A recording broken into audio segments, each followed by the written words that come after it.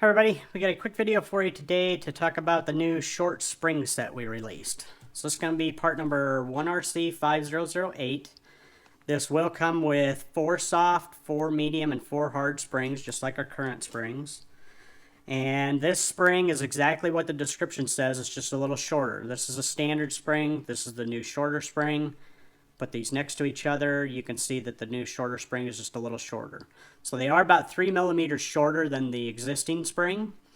The rates are very, very similar. We tried to keep that as close as possible so you didn't have to have tons of different springs and know what all the rates were. The black and the black is very similar. So you don't have to worry about having multiple springs and multiple rates, all that kind of stuff. Keep things simple.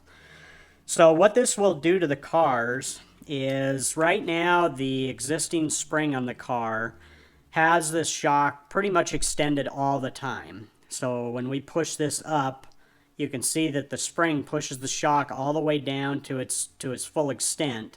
And on most conditions, this is just fine.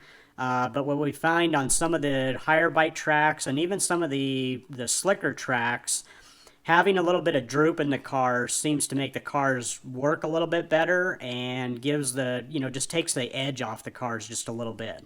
So this side over here has the new short spring on it.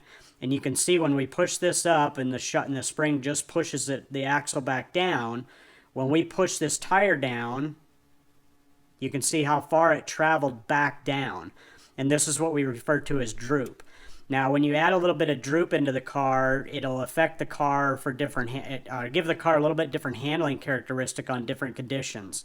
When you're on say a dry slick track, you may want more droop in the front so that it transfers the weight to the back a little bit quicker or easier.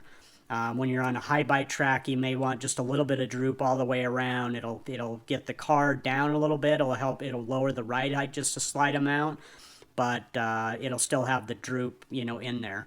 And one thing we have heard from some tracks is they've seen a lot of guys starting to limit the shocks on the inside. Most of the tracks have outlawed that because they just don't want to add the complexity to the cars, and we applaud that because a lot of the new people coming into the sport, they have no idea what to do with that and how to do it, anything like that. So that's a good thing to take that complexity out of it, just keeps things simple. This will achieve somewhat of that same thing as far as letting them, lower the ride height a little bit, but because you still have that droop, it will not handle just like if you had the shock shimmed on the inside. And this is pretty easy for tracks to tech. They can just extend the shock all the way, check the outside distance. If it's extended all the way, if it's not, they're putting shims in, make them take them out type thing. So pretty easy for tracks to tech. And we know some tracks may not, allow these, or they may only allow them in certain classes, and that's fine too. But this just gives people a little bit more of a tuning option. One thing, these will work on the plastic shocks or the new aluminum shocks. When we do recommend using the aluminum shocks with these because you have this adjustable collar, makes it a little easier to get everything set just right.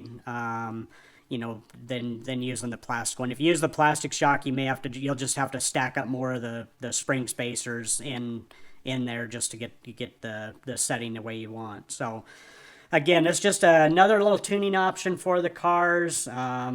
Still keeps things pretty simple, trying to keep that shock shimming out of the equation.